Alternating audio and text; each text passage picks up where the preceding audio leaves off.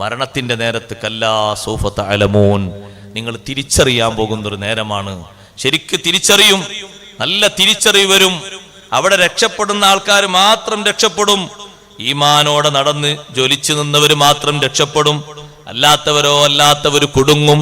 കല്ലാ സൗഫ തഅലമൂൻ, അതേ ഖബർ ജീവിതത്തെ സംബന്ധിച്ചാണ്. സുമ്മ കല്ലാ സൗഫ തഅലമൂൻ, പിന്നെയും നിങ്ങൾ തിരിച്ചറിയും. ഖബറിലേക്ക് നിങ്ങൾ പ്രവേശിച്ചാൽ, മുൻകർ നക്കീർ അലൈഹിസ്സലാത്തു വസ്സലാം വന്നാൽ, വഹാത്ത ബികും ഹൗലുസ് സുആൽ, ചോദ്യത്തിന്റെ ഭീകരത നിങ്ങളെ വലയം ചെയ്താൽ, വൻഖതഅ മിൻകുമുൽ ജവാബ്, ഉത്തരം അസ്തമിച്ചു പോയാൽ, ചോദ്യത്തിന് ഉത്തരമില്ലാതെയായി പോയാൽ എന്ത് ചെയ്യും? ചോദിക്കുന്നു, പല ചോദ്യങ്ങൾ ചോദിക്കുന്നു, പക്ഷേ ഉത്തരം കൊടുക്കാൻ കഴിയുന്നില്ല. ഉത്തരം കൊടുക്കാൻ കഴിയുന്നില്ലെങ്കിൽ പിന്നെ വരുന്നത് ശിക്ഷയല്ലേ? ഖബർ ശിക്ഷയെ സംബന്ധിച്ച് അഷ്റഫുൽ ഖൽഖ് റസൂലുള്ളാഹി സ്വല്ലല്ലാഹു അലൈഹി വസല്ലം തങ്ങൾ ധാരാളം നമ്മെ ഓർമ്മപ്പെടുത്തിയിട്ടുണ്ട്. ഒന്നും രണ്ടും വിഷയങ്ങളല്ല, വല്ലാതെ ശിക്ഷകൾ അനുഭവിക്കുന്ന പലവിധമുണ്ട്. ധാരാളം രൂപഭാവങ്ങളുണ്ട്. തങ്ങൾ നേരിട്ട് കണ്ട് ബോധ്യപ്പെടുത്തിയതും സ്വപ്നം മുഖേന കണ്ട് ജനങ്ങളോട് ബോധ്യപ്പെടുത്തിയതുമുണ്ട്. തങ്ങളുടെ സ്വപ്നം ഹക്കാണ്, ഒരിക്കലും അത് ഹക്കല്ലാത്തതല്ല, ഹക്കായ സ്വപ്നമാണ്. ആ സ്വപ്നവും തങ്ങൾ വിശദീകരിച്ചു പറഞ്ഞിട്ടുണ്ട്. വിവിധ തരത്തിലുള്ള ശിക്ഷകളെ സംബന്ധിച്ച് അഷ്റഫുൽ ഖൽഖ് റസൂലുള്ളാഹി സ്വല്ലല്ലാഹു അലൈഹി വസല്ലം തങ്ങൾ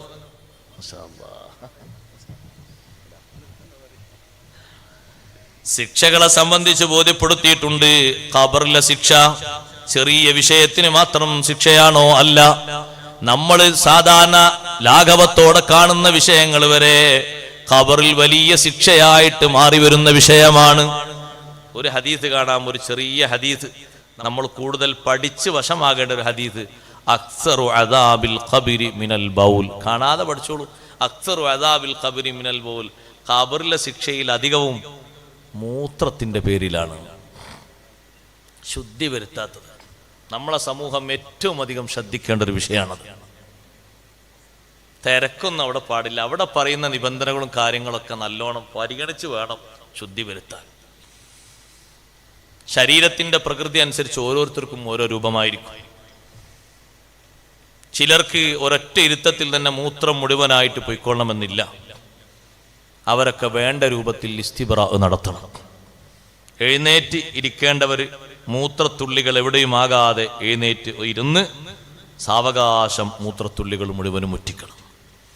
പെട്ടെന്ന് എല്ലാം കഴിഞ്ഞു എന്ന് കരുതി നമ്മൾ തിരിച്ചു പോരുന്ന സന്ദർഭത്തിലാണ് ബാക്കിയുള്ളതൊക്കെ നിസ്കരിക്കാൻ പോകുന്ന ആ ഡ്രസ്സിലേക്ക് അല്ലെങ്കിൽ ആ ശരീരത്തിലേക്ക് ഒന്നോ രണ്ടോ തുള്ളിയായിട്ട് ആ നനവൊന്നും ബോധ്യപ്പെടാണ്ടാകൂല തെറിച്ചു വീഴുന്നത്. നിസ്കരിച്ച നിസ്കാരങ്ങൾ സകലതും നജസിലൂടെ ആയതുകൊണ്ട് എഴുതപ്പെടാനോ പരിഗണിക്കപ്പെടാനോ പറ്റുന്ന രൂപത്തിലൊന്നും ഇല്ലാതായി മാറും. കുറേ കാലം ഖബറിൽ ഇങ്ങനെ ഒരാളെ ശിക്ഷിക്കുമ്പോൾ അഷ്റഫുൽ ഖൽഖ് സ്വല്ലല്ലാഹു അലൈഹി വസല്ലം തങ്ങൾ പറഞ്ഞു, അല്ലാഹു തആല ഒരടിമയെ ഖബറിൽ 100 അടി അടിച്ച് ശിക്ഷിക്കാൻ കൽപ്പിച്ചു. അങ്ങനെ ആ മനുഷ്യനെ കുറേ കാലം അങ്ങനെ ശിക്ഷിച്ചു കൊണ്ടിരിക്കുമ്പോൾ ഒരു ദിവസം അദ്ദേഹം ചോദിച്ചു മലക്കുകളോട്, ലിമാദാ ജലത്തുമൂനി, എന്തിനാ നിങ്ങൾ എന്നെങ്ങനെ അടിക്കുന്നത്? ഓരോ ദിവസവും 100 അടി ഇങ്ങനെ അടിക്കുകയാണ്. അപ്പൊ മലക്കുകൾ പറഞ്ഞ മറുപടി, ഇന്നക സ്വല്ലൈത സ്വലാതൻ ബിഗൈരി തഹൂർ, ശരിയായ ശുദ്ധി വരുത്താതെ ഒരു നിസ്കാരം നീ നിസ്കരിച്ചില്ലേ, ഒരു നിസ്കാരം നീ നിസ്കരിച്ചില്ല ശരിയായ ശുദ്ധി വരുത്താതെ. വമറർത അലാ മദ്ലൂമിൻ ഫലം തൻസുറുഹു, ആക്രമിക്കപ്പെടുന്ന ഒരു മനുഷ്യന്റെ സമീപത്തുകൂടെ നീ നടന്നുപോയിട്ട് വേണ്ട വിധം അക്രമത്തിൽ നിന്ന് അവനെ രക്ഷിക്കാൻ നീ സഹായിച്ചില്ല. നീ ആക്രമിക്കുന്ന ആളെ മാറ്റി നിർത്താൻ നിനക്ക് കഴിയുമായിരുന്നു, പക്ഷേ അതൊക്കെ നാട്ടിൽ സ്വാഭാവികമല്ലേ എന്ന് കരുതിയിട്ട് നീ എങ്ങനെ മുന്നോട്ട് നീങ്ങി? നീ കണ്ടിട്ടുണ്ട് അയാളെ അടിക്കുന്നതും ഇടിക്കുന്നതും, താഴെ കിടന്നിട്ട് അയാൾ ഇങ്ങനെ സഹായം ആവശ്യപ്പെടുന്നതും. ഒന്ന് വാഹനത്തിൽ നിന്നിറങ്ങിയിട്ട് ആക്രമിക്കുന്നവന്റെ കൈപിടിച്ച് മാറ്റിയാൽ താഴെ കിടക്കുന്നവൻ ഓടി രക്ഷപ്പെട്ടാൽ അവന് നല്ല ജീവിതം ലഭിക്കുമായിരുന്നു, ആശ്വാസം കിട്ടുമായിരുന്നു. ഇനി അവൻ മരിക്കുകയാണെങ്കിൽ തന്നെ ആശ്വാസത്തോടെ മരിക്കാമായിരുന്നു. ഈ മർദ്ദന മുറകളിലാണ് അവൻ മരിക്കുന്നത്. നീ അവനെ കണ്ടിട്ടും ഒന്നും സഹായിച്ചില്ല. മലക്കുകൾ കൊടുത്ത മറുപടിയിൽ ഒന്നാമത്തത്, ശുദ്ധി വരുത്താതെയാണ് നിന്റെ നിസ്കാരം. ശരിയായ നിലക്ക് നമ്മൾ ശ്രദ്ധിക്കണം. കുളിച്ച് ശുദ്ധി വരുത്തേണ്ട ആളുകൾ നിയ്യത്ത് മറക്കാതെ, കുളിയുടെ ഭാഗങ്ങൾ ഷർത്തും ഫർളും ഒന്നും മറക്കാതെ കൃത്യമായിട്ട് നിർവഹിച്ചുകൊണ്ട് വേണം നിസ്കാരത്തിലേക്ക് നിൽക്കാൻ. വളരെ സൂക്ഷ്മതാ വിഷയത്തിൽ വേണം. അലി ബിൻ അബി ത്വാലിബ് റളിയല്ലാഹു അൻഹു ഏറ്റവും അധികം പേടിയോടെ നിർവഹിക്കുന്ന ഒന്നാണ് ഗുസ്ലുൽ ജനാബ, ജനാബത്തിന്റെ കുളി. അത്ര പേടിയുള്ള ഒരു കാര്യം അലി റളിയല്ലാഹു അൻഹു വേറല്ല. ജനാബത്തിന്റെ കുളി വളരെ കാര്യഗൗരവത്തോടെ നിർവഹിക്കുന്ന ഒരു അമലാണ്. കാരണം ശരീരത്തിന്റെ എല്ലാ ഭാഗങ്ങളിലും വെള്ളം ചേരുക എന്നുള്ളൊരു വിഷയമല്ലേ. നമുക്ക് നനഞ്ഞും തോന്നും, എന്നാലും അവിടെ സൂക്ഷ്മത പാലിച്ചുകൊണ്ട് എല്ലാ ഭാഗങ്ങളും ഒന്ന് നോക്കി, ഒന്ന് വെള്ളം ചേരാത്തിടത്തൊക്കെ വെള്ളം ചേർത്തി നല്ലവണ്ണം ശ്രദ്ധിച്ച് നല്ലൊരു മനസ്സിനൊരു നല്ല ഉറച്ച വിശ്വാസം വരുന്നവരെ ആ രൂപത്തിൽ കാര്യങ്ങളൊക്കെ നിർവഹിച്ച് എന്തെങ്കിലുമൊക്കെ ആയിട്ട് കാട്ടിക്കുട്ടിയ പോരാ. ഉളുവൊക്കെ എടുക്കുമ്പോൾ ഉളുവിന്റെ ഫർള് വീടാൻ ചില ഭാഗങ്ങൾ നിർബന്ധമായിട്ടും കഴുകണമെന്ന് പറഞ്ഞത് അതാ തൊഹൂറില്ലാതെ നിസ്കരിച്ചു എന്നാ പറഞ്ഞത്. നീ എടുത്ത ഉളുവായിട്ടില്ല, കുളിച്ച കുളിയായിട്ടില്ല. രണ്ടല്ലേ വിഷയം. ശുദ്ധില്ലാതെ നിസ്കരിച്ചു എന്ന് പറഞ്ഞാൽ രണ്ടുണ്ടല്ലോ അതിൽ. ഉളു എടുക്കാൻ പറയുമ്പോൾ, മുഖം കഴുകാൻ വേണ്ടി പറയുമ്പോൾ മുഖത്തിന്റെ അതിർത്തിയിൽ നിന്നല്ല കഴുകേണ്ടത്. അങ്ങനെയാണോ? അതിർത്തിക്ക് അപ്പുറത്തുനിന്ന് കഴുകണം. എന്താ കാരണം? ഈ അതിർത്തിയായിട്ട് മുടിമുളക്കുന്ന സ്ഥലം കഴുകിയെന്ന് ഉറപ്പാകണമെങ്കിൽ അപ്പുറത്തുനിന്ന്, കുറച്ചപ്പുറത്തുനിന്ന് ഒരു വിരലിന്റെ ഒന്ന് കനം അപ്പുറത്തേക്ക് കുട്ടിക്കോളും, അവിടുന്ന് വേണം വെള്ളമൊഴിച്ച് വരാൻ. ഇങ്ങനെ ഈ ഫേസ് ഇങ്ങനെ കാണുന്നിടത്ത് വെച്ച് തിരിച്ചോണ്ട് കാര്യമില്ല. ഈ മുട്ട് കഴുകി, മുട്ടുൾപ്പെടെ കഴുകി എന്ന് പറഞ്ഞെങ്കിൽ കുറച്ചുകൂടി ഇപ്പുറത്തുനിന്ന് കഴുകണം. അപ്പൊ ഉറപ്പായി മുട്ടിലേക്ക് നനഞ്ഞു. ഞെരിയാണി ഉൾപ്പെടെ കഴുകിയെന്ന്, ഞെരിയാണിന്റെ കുറച്ചുകൂടി മേലെന്ന് കഴുകിയെങ്കിൽ ഉറപ്പാ ഞെരിയാണിയും അതിൽ പെട്ടു. ആ രൂപത്തിൽ കയറ്റി കൈകൾ നിർബന്ധമായത്, സുന്നത്തായത് വേറെയാണ്. നിർബന്ധമായി പരിഗണിക്കേണ്ടത് നിർബന്ധമായിട്ട് തന്നെ പരിഗണിക്കണം, അല്ലെങ്കിൽ നടക്കൂല. മുഖം കഴുകി എന്ന് പറയണമെങ്കിൽ മുഖത്തിന്റെ അതിർത്തിയിൽ നിന്ന് കറക്റ്റ് ഒരാൾ വെള്ളം കൊണ്ട് ഇങ്ങനെ ഒരു പമ്പിലോ മറ്റോ വെള്ളം കൊട്ടാക്കിയിട്ട് അല്ലെങ്കിൽ കയ്യിലെടുത്തിട്ട് ഇങ്ങനെ കഴുകിയാൽ നിർബന്ധം വീടി എന്ന് പറയില്ല. കാരണം മുടി മുളക്കുന്ന ഭാഗത്തിന്റെ അപ്പുറത്തുനിന്ന് കഴുകുമ്പോഴാണ് മുടി മുളച്ച ഭാഗം പെട്ടു എന്ന് ഉറപ്പാകുന്നത്. മഹാന്മാരായ കർമ്മശാസ്ത്ര പണ്ഡിതന്മാർ പഠിപ്പിച്ചു, നിർബന്ധം പൂർത്തിയാകാൻ ആവശ്യമായതും നിർബന്ധം തന്നെയാണ്. നിർബന്ധം പൂർത്തിയാകാൻ ആവശ്യതാണ് കുറച്ചുകൂടി അപ്പുറത്ത് കഴുകുക എന്ന് പറഞ്ഞത്. അപ്പൊ ഇങ്ങനെ ഒരാൾ മുട്ടിന്റെ കൈ ഇങ്ങനെ അവിടുന്ന് കറക്റ്റാക്കി നോക്കി കഴുകിയാൽ സംഗതി നടക്കൂല, ഉളു ആകൂല, ശുദ്ധിയാകൂല, പൂർത്തിയാകൂല. നല്ലോണം ശ്രദ്ധിക്കണം. ഉളു എടുക്കുമ്പോഴും കുളിക്കുമ്പോഴും ആ രണ്ട് മേഖലയും ശ്രദ്ധിക്കണം. ഖബറിൽ ഒരു ശിക്ഷയെ പറ്റി പറഞ്ഞപ്പോ എന്തൊരു വിഷയമാണ് ഇവിടെ പറഞ്ഞ സഹോദരങ്ങളെ. നിങ്ങൾ നോക്ക്, ഓരോ ശിക്ഷാമൃകളെ പറ്റിയും പറയുകയാണെങ്കിൽ വിവിധ രൂപത്തിൽ വന്നത് കാണാം. അഷ്റഫുൽ ഖൽഖ് സല്ലല്ലാഹു അലൈഹി വസല്ലമ തങ്ങൾ സുബ്ഹി നിസ്കാരം കഴിഞ്ഞ് സ്വഹാബത്തിലേക്ക് തിരിഞ്ഞുകൊണ്ട് ചോദിച്ചു, മൻ റആ മിൻകുമുൽ ലൈലത റുയൻ. നീണ്ടൊരു ഹദീസാണ്, ഞാൻ ചുരുക്കി പറയാ. ഇന്നലെ നിങ്ങൾ ആരെങ്കിലും സ്വപ്നം കണ്ടിട്ടോ എന്ന് ചോദിച്ചു. ചിലർ സ്വപ്നം കണ്ടത് ആ സദസ്സിൽ വെച്ച് പറയും, തങ്ങൾ ഉടനെ അതിന്റെ വ്യാഖ്യാനം പറഞ്ഞു കൊടുക്കും. അപ്പൊ അനുകൂലമായ ഒരുപാട് സ്വപ്നങ്ങൾ ഉണ്ടാവും. ആ വ്യാഖ്യാനം പറയുമ്പോൾ പലർക്കും ഇങ്ങനെ തോന്നും, ഒരു സ്വപ്നം കണ്ടിരുന്നെങ്കിൽ തിരക്കടില്ല എന്നൊക്കെ. കാരണം തങ്ങളാ പറയുന്ന വ്യാഖ്യാനത്തിൽ, വിശദീകരണത്തിൽ പിന്നെ കളവായിട്ട് പറയാനൊന്നുമില്ലല്ലോ, സത്യല്ലേ പറയുന്നത്. അതങ്ങനെ തന്നെ പുലരുമെന്ന് ഉറപ്പാ. അപ്പൊ പിന്നെ ആരൊന്നും മിണ്ടിയില്ല. ആരെങ്കിലും കണ്ടിട്ടുണ്ടെങ്കിൽ അവരത് പറയണമെന്ന് പറഞ്ഞു. കുറച്ചു നേരം ഇങ്ങനെ മിണ്ടാതിരുന്നു. തങ്ങൾ പറഞ്ഞു, ഞാൻ കണ്ടു ഇന്നലെ രാത്രി രണ്ടാളുകൾ എന്റെ സമീപത്ത് വന്ന് എന്നെ പിടിച്ചു കൊണ്ടുപോയി. എന്നെ ഒരു പരിശുദ്ധമായ ഭൂമിയിലേക്ക് അവർ എന്നെ കൊണ്ടുപോയി അവിടെ എത്തിച്ചു.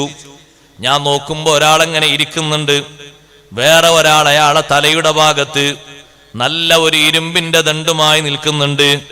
ആ ഇരുമ്പിന്റെ കൊളത്തുള്ള ആ ഇരുമ്പിന്റെ ഭാഗം അയാളുടെ തൊള്ളയുടെ കവിളിന്റെ ഭാഗത്തുകൂടെ ഉള്ളിലേക്ക് വെച്ചുകൊണ്ട് കവിളിന്റെ ഭാഗം ഇങ്ങനെ കീറുന്നുണ്ട്. കീറിയിട്ട് പെരടി വരെ കീറുന്നുണ്ട്. ഒരു ഭാഗം ഇങ്ങനെ കീറുന്നു, പിന്നെ ആ ഭാഗം കീറിക്കഴിഞ്ഞാൽ മറ്റേ ഭാഗം കീറുന്നു. അപ്പോഴേക്ക് വലത്തെ ഭാഗം പൂർവ്വസ്ഥിതിയിലായി പിന്നെയും കീറുന്നു. ഇങ്ങനെ ആവർത്തിച്ചു കൊണ്ടിരിക്കുകയാണ്. ഞാൻ ചോദിച്ചു, എന്താണിത്? എന്നെ കൊണ്ടുപോയ രണ്ടാളുകൾ പറഞ്ഞു, പോകാം, നമുക്ക് മുന്നോട്ട് പോകാം. പിന്നെ ചെന്നപ്പോൾ മറ്റൊരാളെ കാണുന്നു. ഇതൊക്കെ ഖബറിൽ അനുഭവിക്കുന്ന വിവിധ ശിക്ഷയുടെ മോഡലുകളാണ് എന്ന് ഇമാം ഖുർത്തുബി തങ്ങൾ ഹദീസ് വിശദീകരിച്ച് അവസാനം പറയുന്നുണ്ട്. ഞങ്ങൾ ഒരാളെ സമീപത്തെത്തി, അയാൾ അങ്ങനെ കിടക്കുന്നുണ്ട്, അയാളുടെ തലയുടെ ഭാഗത്ത് വേറൊരാള് കല്ലും പിടിച്ച് അതാ നിൽക്കുന്നു. ആ കല്ല് കൊണ്ട് അയാളെ തലക്കങ്ങനെ കുത്തി റെഡിയാക്കുന്നു. തലയുടെ ഓരോ ഭാഗവും പതുക്കെ പതുക്കെ പൊളിഞ്ഞ് വരുന്നു. അപ്പോഴേക്ക് കല്ലെടുത്തെടുക്കാൻ വേണ്ടി പോകുമ്പോ വീണ്ടും തല പൂർവ്വസ്ഥിതിയിലായി. കുത്തി പൊളിക്കുന്നയാളെ തല അങ്ങനെ ഓരോ സമയത്തും പൂർവ്വസ്ഥിതിയിലാകുന്ന തല വീണ്ടും കുത്തി എങ്ങനെ പൊളിക്കുന്നു. ഞാൻ ചോദിച്ചു, ഇതാരാണ്, എന്തായി കാണുന്നത്? വീണ്ടും പറഞ്ഞു, പോകാം. പിന്നെ ഞങ്ങൾ പോകുന്നത് ഒരു മാളത്തിലേക്കാണ്. അടുപ്പിന്റെ വിസ്തീർണമുണ്ട്, മുകൾ ഭാഗം ഇടുങ്ങിയതാണ്, താഴ്ഭാഗം നല്ല വിശാലമാണ്. അടിയിൽ വല്ലാതെ തീ കത്തിക്കപ്പെടുന്നുണ്ട്. തീ ഇങ്ങനെ മുകളിലേക്ക് ഇങ്ങനെ ഉയർന്നു വരുമ്പോ അതാ അതിന്റെ പരിസരത്തുള്ള ആളുകൾ പുറത്തേക്ക് ചാടാൻ നോക്കുന്നു. പക്ഷേ പുറത്തേക്ക് വരാൻ അവർക്ക് കഴിയുന്നില്ല. കാരണം പുറത്തേക്കുള്ള ഭാഗം വളരെ ഇടുങ്ങിയതാണ്, ഉൾഭാഗം വിശാലമാണ്. ഉള്ളിൽ കുറെ ആളുകളുണ്ട്. അടിയിലങ്ങനെ തീ കത്തിയിട്ട് ചൂടാകുന്ന സമയത്ത് പുറത്ത് കിടക്കാൻ നോക്കുകയാണ്, പുറത്ത് കിടക്കാൻ കഴിയുന്നില്ല. ഉള്ളിലേക്ക് നോക്കുമ്പോ നഗ്നരായ പുരുഷന്മാരും സ്ത്രീകളും ഉണ്ട്. ഞാൻ ചോദിച്ചു, എന്താണ് ഈ കാണുന്നത്? പോകാം നമുക്കെന്ന് പറഞ്ഞു വീണ്ടും പോയി. പിന്നെ പോയത് ഒരു പുഴയുടെ ഭാഗത്തുകൂടെയാണ്, രക്തത്തിന്റെ പുഴ.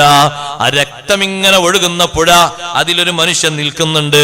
തലഭാഗത്തേക്ക് അതിന്റെ കരഭാഗത്തേക്ക് ഒരാൾ ഇങ്ങനെ നീന്തി വരുന്നുണ്ട്. ആ നീന്തി വരുന്ന മനുഷ്യന്റെ മുന്നിലേക്ക് കല്ലെടുത്ത് നിൽക്കുന്ന ആൾ അങ്ങനെ എറിയുന്നു. ആ കല്ലയാളെ ശരീരത്തിലേക്ക് കൊള്ളുന്നു. വീണ്ടും അയാൾ തിരിച്ചു പോകുന്നു. കയറാൻ വേണ്ടി നോക്കുന്ന സമയത്ത് പിന്നെയും ഏറ് കിട്ടുന്നു, പിന്നെയും തിരിച്ചു പോകുന്നു, പിന്നെയും അതിൽ താന്നു പോകുന്നു. പക്ഷെ ആ നദിയിൽ നിന്ന്, രക്തത്തിന്റെ നദിയിൽ നിന്ന് പുറത്തു കടക്കാൻ കഴിയുന്നില്ല. ചോദിച്ചതെന്താണ്? അപ്പോഴും പറഞ്ഞു പോകാം. പിന്നെ പോയെത്തിയത് നല്ലൊരു ഉദ്യാനത്തിലേക്കാണ്, ഒരു തോട്ടത്തിലേക്ക്. ആ തോട്ടത്തിൽ ഒരുപാട് മരങ്ങളുണ്ട്. നല്ല ഇലച്ചു നിൽക്കുന്ന ഒരു മരം കണ്ടു. ആ മരത്തിന്റെ ചുവട്ടിൽ ഒരു വൃദ്ധൻ ഇരിക്കുന്നുണ്ട്. ചുറ്റുഭാഗത്തും ഒരുപാട് കുട്ടികളുണ്ട്. ഈ കുട്ടികളോട് വർത്തമാനം പറഞ്ഞിരിക്കുകയാണ്. ആ മരത്തിന്റെ പരിസരത്ത് തന്നെ തീ കത്തിക്കപ്പെടുന്നുണ്ട്. ആ തീ ഇങ്ങനെ കത്തിങ്ങനെ മുകളിലേക്ക് വരുന്നു. എന്നോട് രണ്ടാളും പറഞ്ഞു, ഈ മരത്തിന്റെ മുകളിലൊന്ന് കയറാൻ. എന്നെ ആ മരത്തിന്റെ മുകളിലേക്ക് കയറ്റി. മുകളിലെത്തിയപ്പോൾ ഞാൻ കാണുന്നു വിശാലമായ ഒരു കൊട്ടാരം. ആ കൊട്ടാരം വല്ലാത്ത കൊട്ടാരമാണ്. കൊട്ടാരത്തിന്റെ ഉൾഭാഗത്ത് ചെറുപ്പക്കാരുണ്ട്, വൃദ്ധന്മാരുമുണ്ട് ഉള്ളില്. ഞാൻ ചോദിച്ചു, എന്താണ് ഈ കാണുന്നത്? നിങ്ങൾ എനിക്ക് ഈ കാണിച്ചു തന്ന വിഷയങ്ങളെ പറ്റി ഒന്ന് പറഞ്ഞു തരണം. ഒരുപാട് അത്ഭുതങ്ങൾ കണ്ടല്ലോ. അപ്പോഴാണ് തുടക്കം മുതൽ വിശദീകരിക്കുന്നത്. ആദ്യം കവിള് വലിച്ചു കീറുന്ന ആളെ കണ്ടില്ലേ?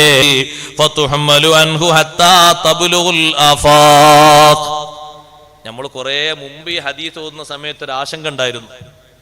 ഭൂമിയിലെ വിവിധ ഭാഗങ്ങളിലേക്ക് എത്തുമാർ രൂപത്തിൽ കളവ് പറയുന്ന പെരുങ്കള്ളൻ. ഇപ്പൊ അത് പെട്ടെന്ന് ബോധ്യപ്പെട്ടു. ഒരു വോയിസ് കളവാക്കിയിട, ഒന്ന് ബട്ടൺ അമർത്തിയാൽ മതി, അടുത്ത മിനിറ്റിൽ അമേരിക്കയിലെത്തി. പിന്നെ അവിടുന്ന് അങ്ങനെ ബ്രിട്ടൻ വഴി ഇങ്ങനെ ലോകത്തിന്റെ എല്ലാ ഭാഗത്തും എത്തി. ഇത്ര താമസം ഉണ്ടോ? അതാ ഹദീസിൽ പറഞ്ഞത്, ഹത്താ തബ്ലുഗുൽ ആഫാഖ്. ലോകത്തിന്റെ വിവിധ ഭാഗങ്ങളിൽ എത്തുന്ന രൂപത്തിലുള്ള കളവ് പറയുന്ന കള്ളന്മാർ. എത്ര കളവാണ് ഏച്ചേട്ട് വിടുന്നത്. കഴിഞ്ഞ വർഷം നിങ്ങൾ കണ്ടില്ലേ, മാസപ്പിറവിയിൽ വരെ കള്ളന്മാര്. മാസം കണ്ടിട്ടില്ല, കണ്ടു എന്ന് പറഞ്ഞാൽ വിട്ടില്ലേ വോയിസ്. എത്ര ആളുകളെ സംശയത്തിലാക്കാൻ. എന്തിലാ ആൾക്കാർ കളവ് പറഞ്ഞുവിടാത്തത്? എന്തിലും കള്ളം പറയാം, പെരും കളവ്. ആ കളവ് പറയുന്നവരുടെ കവിളാണ് വലിച്ചിങ്ങനെ കീറുന്നത്. സുബ്ഹാനല്ലാഹ്, അത് ചെറിയ കളവല്ല. അങ്ങനെ മലക്കുകൾ പറഞ്ഞു, ഖിയാമത്ത് നാൾ വരെ ഈ ശിക്ഷയാണ് അവർക്ക് നൽകപ്പെടുന്നത്. വല്ലദീ റഅയ്തഹു യഷ്ദഖു റഅസഹു, തല കുത്തി ചതച്ച് പൊളിക്കുന്ന ആളെ കണ്ടില്ലേ? ഫറജുലുൻ അല്ലമഹുല്ലാഹുൽ ഖുർആൻ, അല്ലാഹു ഖുർആൻ പഠിപ്പിച്ചു കൊടുത്തൊരു വ്യക്തിയാണ്. ഫനാമ അൻഹു ബില്ലൈൽ, ഖുർആൻ ഓതാതെയാണ് രാത്രി ഉറങ്ങി.